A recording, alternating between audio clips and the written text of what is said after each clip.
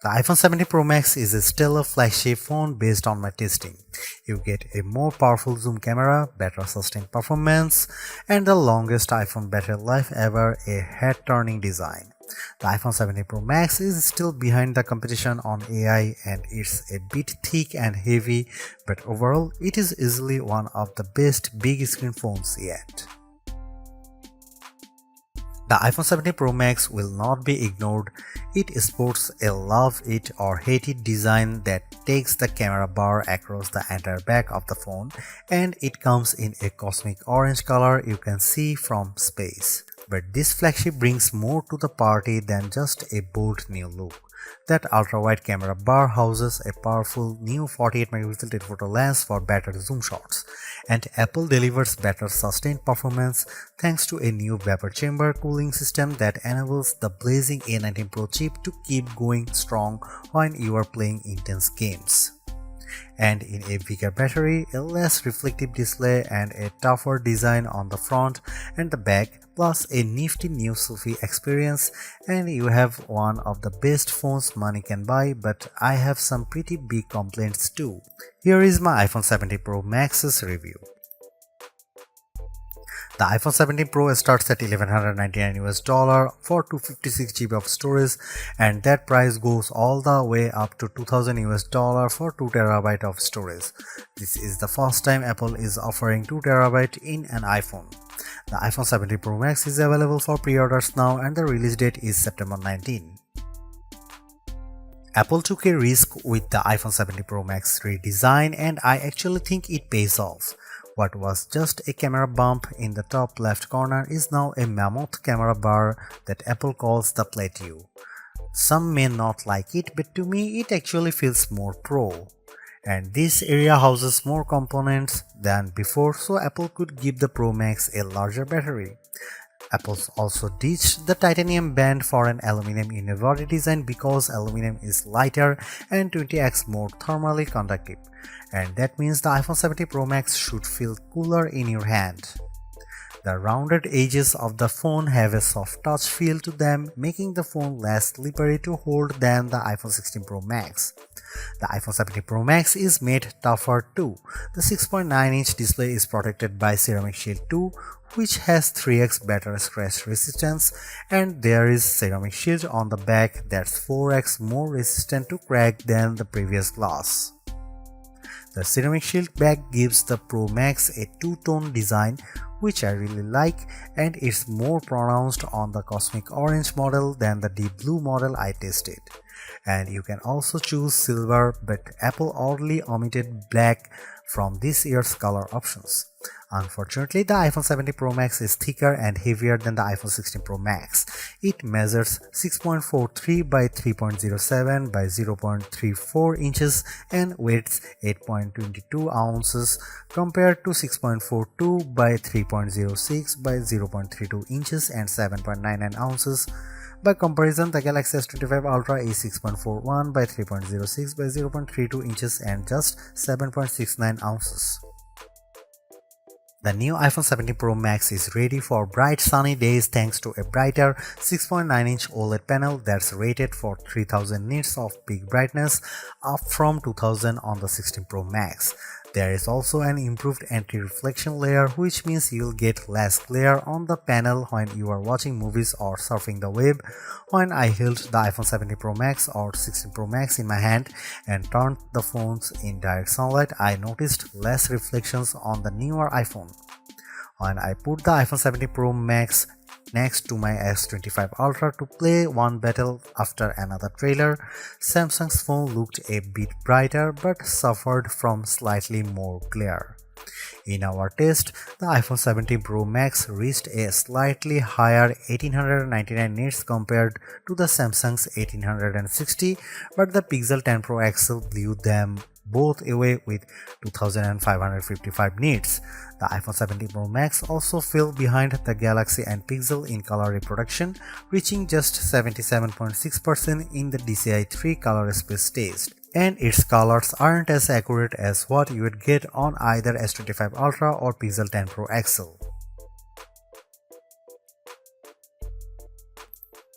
The iPhone 17 Pro Max is now a triple threat with three 48 megapixel cameras including a telephoto zoom with a sensor that's 56% larger that can deliver up to 8x optical quality zoom, and you get an 18 megapixel center stage front camera that can do a very neat trick. Here are some camera samples of the iPhone 17 Pro Max.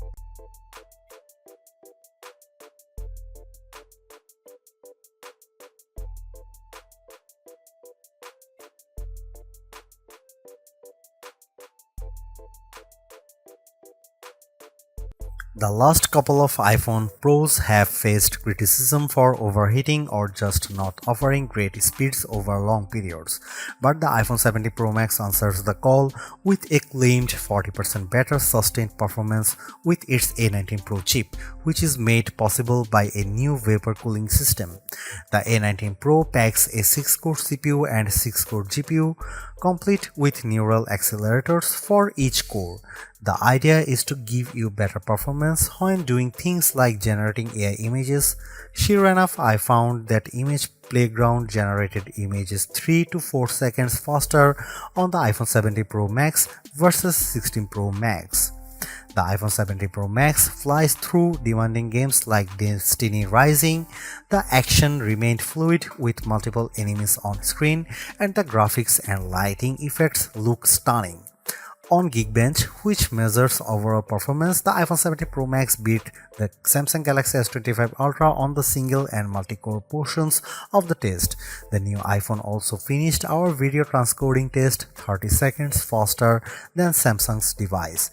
Most impressively, the iPhone 17 Pro Max beat the S25 Ultra in our graphic testing.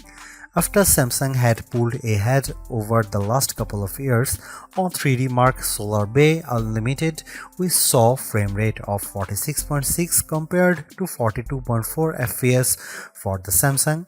That's a big jump from 28.1 FPS for the iPhone 16 Pro Max.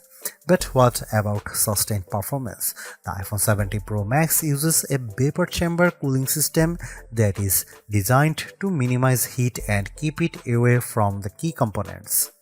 To test sustained performance, we ran the 3D Mark Wildlife Extreme Stress Test, which includes 20 runs of the same demanding graphic test.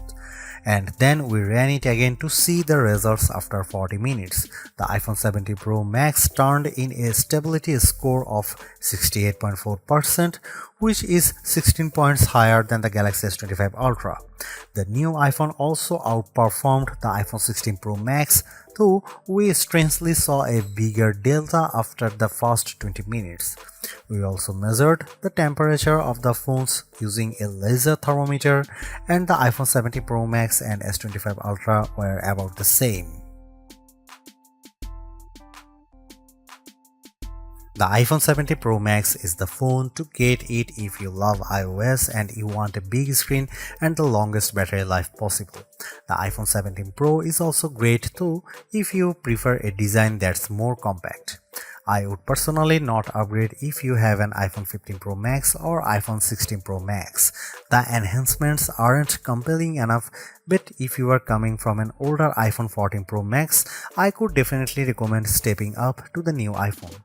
You will enjoy a larger and brighter 6.9-inch display on Apple's newer phone, considerably faster performance, a tougher design, longer battery life, a better and smarter center stage front camera, and other perks like audio mix for your videos. And even though there is no true killer Apple Intelligence feature yet, the iPhone 17 Pro Max is in line to get the new and improved Siri when it's finally ready. Is the iPhone 17 Pro Max the best phone overall? I would argue that the Galaxy S25 Ultra is better in some ways, including its AI features and zoom cameras, but if you are in the Apple ecosystem, the iPhone 17 Pro Max will make you happy, extra large camera bar and all.